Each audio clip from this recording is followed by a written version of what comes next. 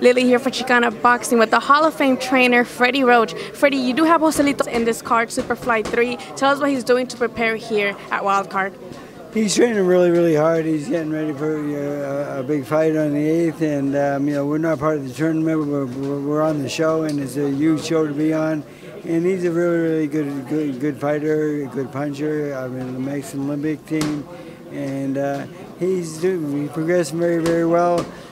His left hook's very dangerous, and watch out. It's his first training camp with you here in Los Angeles. How do you think he's adjusting, especially to your style coming from Manny Robles in Mexico?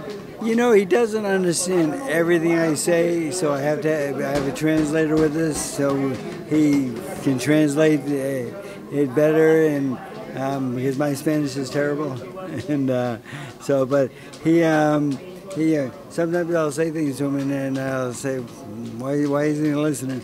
And it's because he doesn't really understand everything I say in English. And but I have a translator now, so I get over that hump, and it's really good. And him and his stable and everyone with him, we have great sparring, and everyone's working really well together.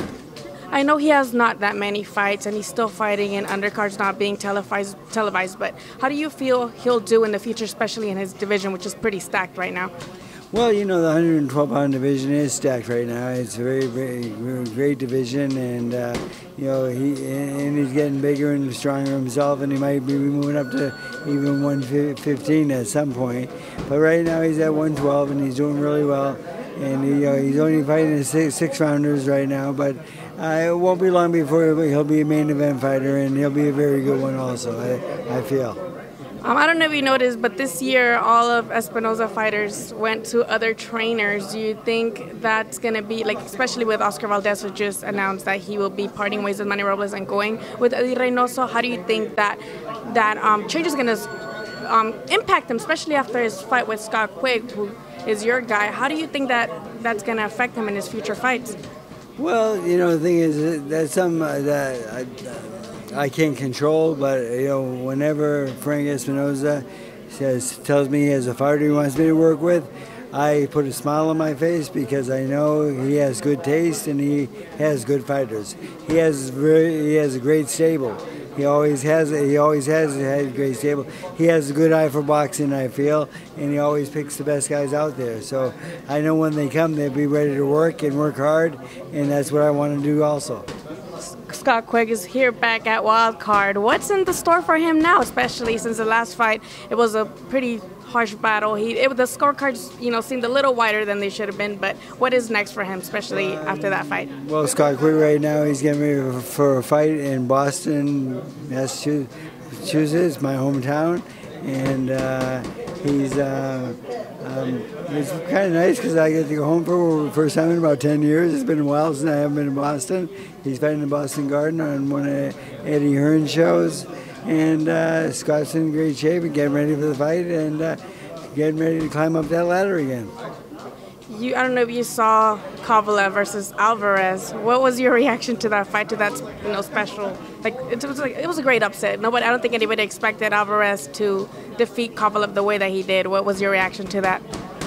Yeah, but he's a good fighter, and it was somewhat of a surprise and an upset and so forth. But that's the world of boxing. I mean, let's face it, one punch can change everything in this sport. That's why I love this game. I mean,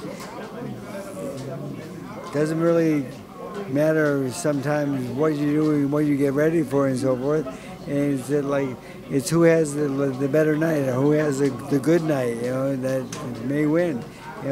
Like Scott Quigg in his last fight. I mean, he broke the other guy's jaw, put him out of contention for a while, and so forth. And but he lost the fight. So the thing is, I mean, it's a very good fight, yes, but I mean, boxing is a tough world, and this is what we live in, and that's why we choose this sport. Lastly, what is your prediction for this fight, this card, Superfly 3? We have two gallitos, a gallo and a gallo Australian gallito. What do you expect from this fight, especially knowing that they're toe-to-toe styles? You know, they're both really, really good fighters, and they both train in my gym. One trains upstairs and one trains downstairs. And this is like, well, can you guys live with this? And then, yeah, okay, no problem. But it's going to be great, and I can't wait because you know what? I believe that the Superfly and the flyweight and the super flyweight divisions, you have much more polished fighters. They're pretty underrated. They're very underrated. Let's face it. They're so much more fun to watch, in my opinion. It's a show full of Superflies and flies, flyweight division. It's the last one we had was terrific, and this one will be the same.